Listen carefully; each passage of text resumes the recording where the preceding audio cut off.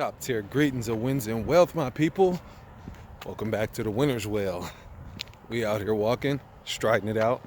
Just got done with my sweat, getting ready for the Spartan season. Trying to get this trifecta knocked out.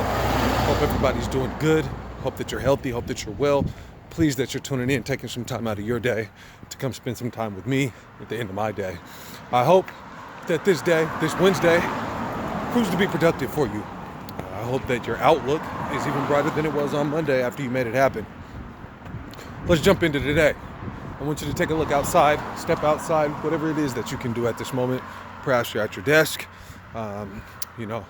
Perhaps it's not the most favorable conditions, but I just want you to go outside. I want you to look outside, and I want you to spot everything that's green, everything that's growing vertically, okay? And that includes grass, that includes trees, that includes shrubs, flowers, all right? Look at everything that is growing vertically, right?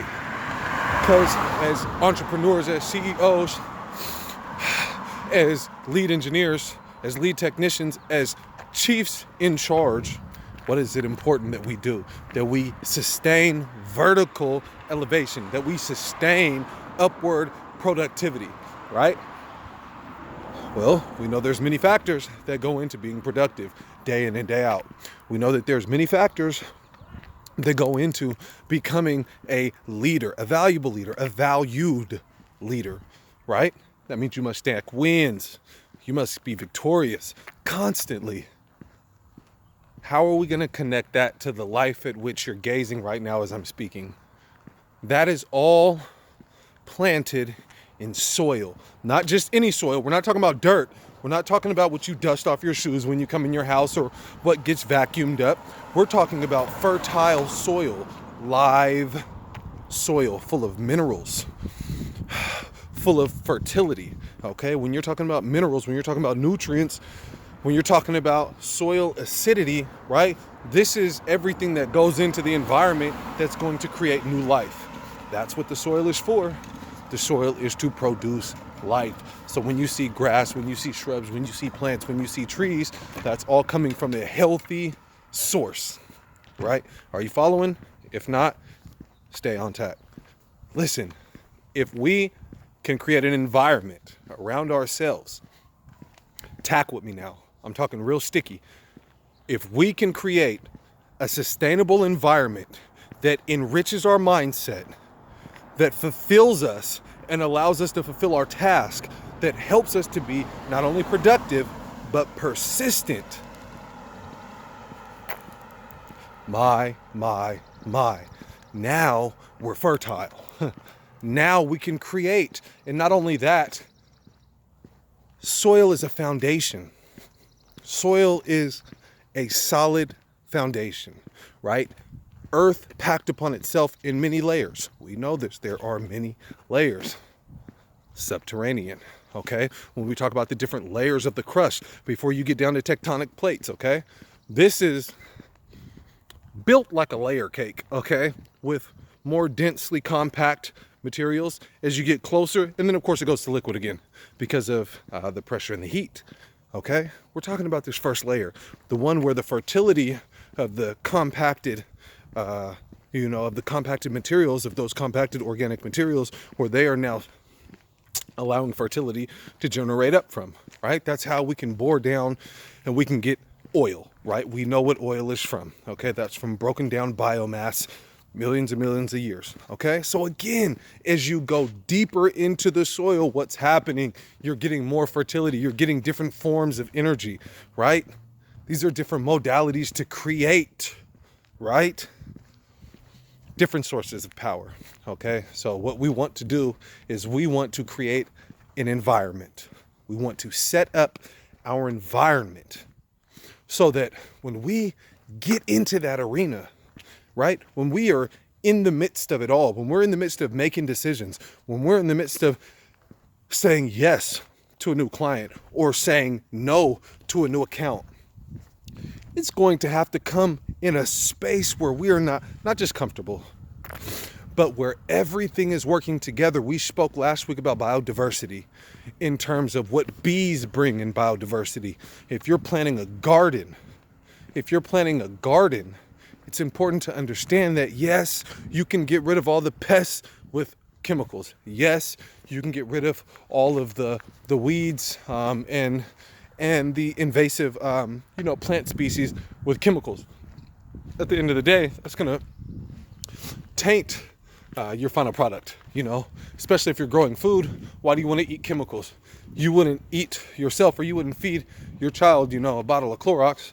So why would you spray chemicals all on the food that you're going to harvest? So what you do is you create an environment that is biologically diverse, okay? So when the invasive bugs come in, you have predator bugs in place, okay? That is the entire cycle of life. You're recreating that in a smaller environment. If you are doing that in your workplace environment, or even in your life environment, in your home environment, right?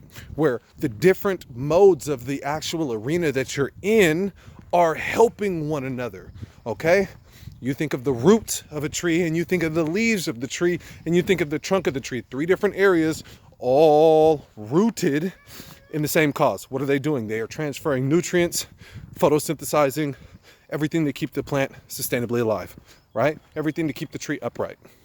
So you're going to have to tap into your environment.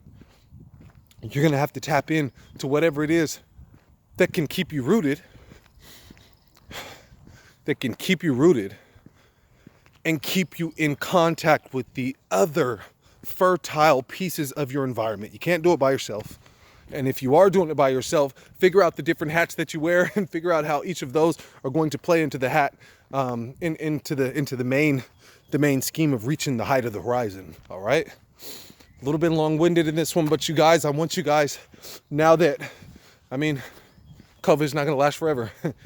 This is valued time for us to sit back and reflect and ponder. And as someone who is an avid outdoorsman, it only makes sense to take examples, to take scenarios, to take things that are going to draw your attention to that which you can interact with instantly.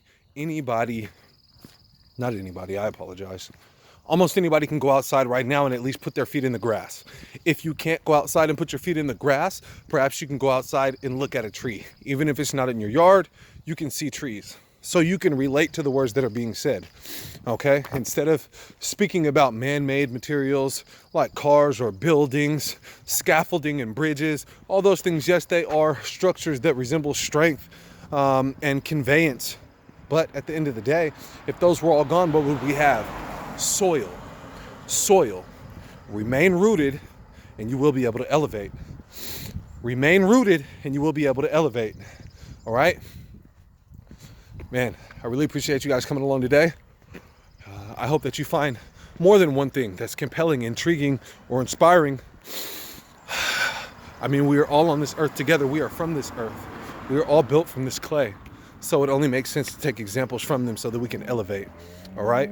As always, if you found this inspirational, compelling, or intriguing, uplifting in any way, shape, or form, then please, with those that you love, that you hold dear to your heart, share it out with them so that you and I can both share these high, elevating vibrations together. We got to feel good.